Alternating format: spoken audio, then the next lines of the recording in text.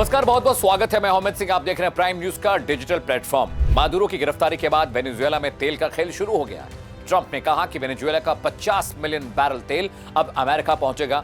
Trump ने यह भी कहा कि तेल बाजार भाव पर बेचा जाएगा और जो व्यक्तिगत रूप से देखेंगे कि राजस्व का इस्तेमाल कैसे किया जा रहा है। उन्होंने लिखा कि इस पैसे का इस्तेमाल वेनेजुएला और अमेरिका के लोगों की भलाई के लिए किया जाएगा। अमेरिकी राष्ट्रपति डोनाल्ड ट्रंप ने कहा कि वेनेजुएला की अंतरिम सरकार अमेरिका को 30 मिलियन से 50 मिलियन बैरल प्रतिबंधित तेल सौंपेगी। ट्रंप के मुताबिक यह कदम वेनेजुएला और अमेरिका दोनों के हित में होगा। राष्ट्रपति ट्रंप ने यह भी कहा कि ऊर्जा मंत्री क्रिस राइट को इस योजना पर तुरंत अमल करने का निर्देश दिया गया है। उनके मुताबिक तेल को स्टोरेज जहाजों पर लोड किया जाएगा और सीधे यूएस यानी अमेरिका में अनलोड डॉक तक पहुंचाया जाएगा। ट्रंप ने साफ कहा कि तेल बाजार कीमत पर ही बेचा जाएगा और इससे मिलने वाला पैसा और नियंत्रण अमेरिका के राष्ट्रपति के पास ही रहेगा। यह ऐलान अमेरिका की हालिया सैन्य कार्रवाई के बाद आई है, जिसमें वेनेजुएला के नेता निकोलस मादुरो को हिरासत में लिया गया और कराकस में सत्ता परिवर्तन हुआ। ट्रंप पहले भी कह चुके हैं कि अब वेनेजुएला में तेल व्यापार और सुरक्षा जैसे मामलों में शर्तें अमेरिका तय करेगा। ट्रंप के इस बयान पर पूरी दुनिया का ध्यान गया, क्योंकि वेनेजुएला के पास दुनिया का सबसे बड़ा तेल भंडार है। हालांकि प्रतिबंधों, खराब प्रबंधन और निवेश की कमी के कारण वहां तेल उत्पादन काफी गिर गया है।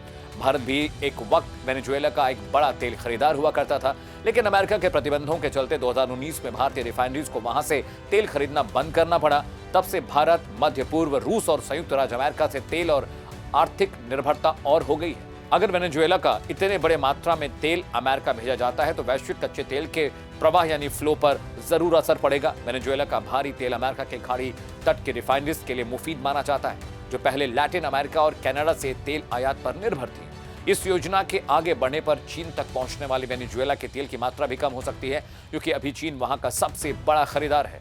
वैश्विक तेल आपूर्ति में किसी भी बदलाव से कीमतों और उपलब्धता पर असर पड़ सकता है। भारत जैसे देशों में इस पर खास नजर रखी जाती है, क्योंकि देश को बड़ी मात्रा में आयातित ऊर्जा पर निर्भर रहना पड़ता है। ट्रंप ने इस कदम को आर्थिक और रणनीतिक फैसला बताया है। उनका कहना है कि वेनेजुएला के तेल पर अमेरिका का ज्यादा नियंत्रण होने से आपराधिक नेटवर्क कमजोर होंगे और क्षेत्र में अस्थिरता जो आई है वो स्थिर हो जाएगी। बड़ा सवाल, क्या अब क्यूबा की बारी है? निकोलस मादुरो को पकड़कर लाए जाने के बाद अमेरिकी राष्ट्रपति डोनाल्ड ट्रंप ने कहा था कि अब कुछ वक्त तक वेनेजुएला को अमेरिका ही चलाएगा।